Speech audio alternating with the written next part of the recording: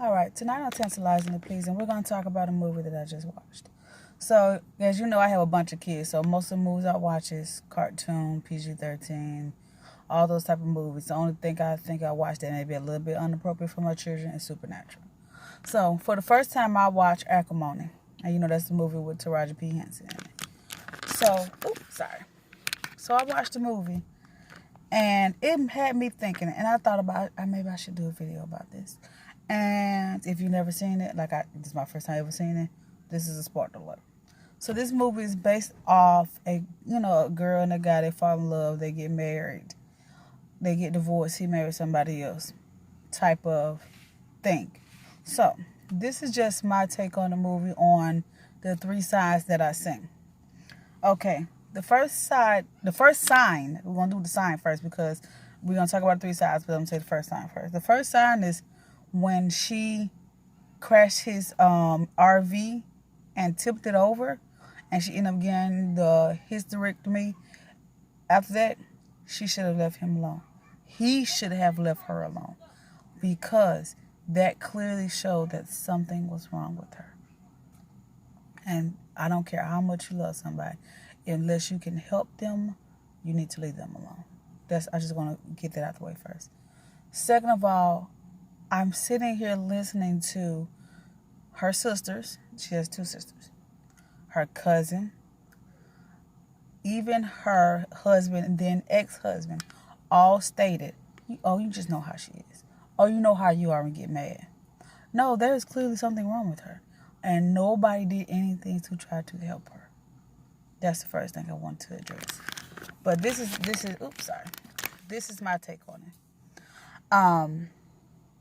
When he cheated on her with the girl, she should have left him. She didn't. She stayed. And he spent the money and he spent all her money. I personally don't think, because the way she's telling the story, this is what she think our hand. I would have said it two sides every story. This is what she's saying. I don't know if she's saying it then or that's what she sees now. But this is what she's saying. He actually loved her. And she actually loved him. But when you love somebody, you can reach a boiling point or you can break. And we're going to talk about when he broke, when he broke. And then we're going to talk about the new wife, fiance in the movie. So, she broke when he graduated college. He got those 3 job offers, and they all turned her down because of the felony that she refused. I ain't gonna say refused, but that he did not disclose to her. That's when she broke. He broke when her sisters came and pretty much bashed him, and she did not defend him. That's when he broke. They still loved each other, but their love was never the same because they had already, I ain't gonna say fell out of love, but maybe that's the word I want to use. They fell out of love. They loved each other, but not the same way they used to. So let's move upon the girl he cheated on with so many years ago. In my opinion, she left her wallet in there on purpose. She left her wallet in there on purpose. But she did it on purpose. Me as being a woman, that's in my brain. When she watched those videos of him that he sent every week, that I don't know if she fell in love with him or seen that he had a really good idea and he was going to make some money out for me. Either way it goes, she set her target on him, and I don't care how anybody says it. You watch the same movie I'm watching. She targeted him. She wanted him. She was going to get him. That's why she picked him up from the shelter.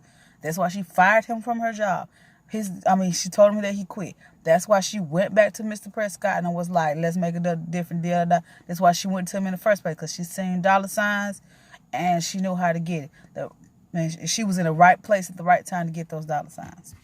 Now, the things that he promised her, what tripped me out, the apartment on the top floor that he wanted, I can understand why he would move into that. He had that dream before her. But the boat, to me, I know that she's going to be the Mrs. What was his name? Was Gala? I think his name was Gala. I knew that his new wife was going to be the new Mrs. Gala. But he should never named it that boat, Mrs. Gaylor. He should have named it her name or his name. He could have named it like his full name or just his last name, or he could have named it her first name, or he could have named it her first name and last name. Because to me, that was disrespectful. Because you had already promised your first wife that that boat will be named after you, and then when you finally get the boat, you name after your second wife. No, I'm going to lose my marbles. I understand why she lost her marbles.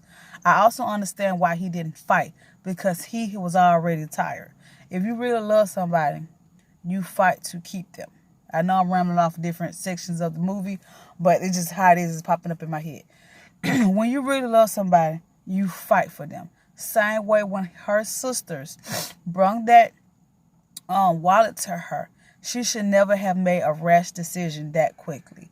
Being married to someone for 18 years, you do not make a decision out of rage or anger or sadness or mourning or whatever. What she should have did was talk to her sisters, talk to her husband, told everybody to leave, maybe took a couple days, and thought about what she wanted to proceed with in her life. Then she went there. Second of all, in my opinion, he married her a little too quickly. After just getting divorced from your wife, paper's not even dry, you already getting married again. And what also pissed me off a little bit was when the second wife was like, oh, the dress doesn't fit because we're expecting the baby. Oh, I would have killed her. I would have jumped across that thing. I ain't gonna say I would have killed her. I just would have beat her up because that's being smart. But her killed the husband. Because y'all the reason, well, I ain't gonna say y'all the reason, because technically she's her own fault for crashing into that RV and tipping it over. But y'all two relationship was the reason that her mental illness, because let's not make this clear, she was mentally ill. Her mental illness was blindness and her rage. And she tipped that RV over because of y'all two relationship. So what might makes you think that if y'all two into another relationship, that it was going to set her mental illness off into a spiral downfall? So I can understand where she was coming from, and I can understand where the husband was coming from.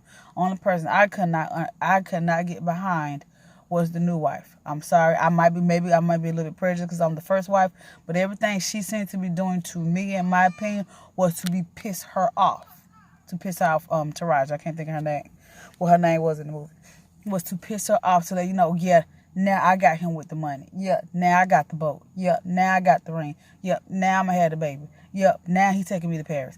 It kind of was like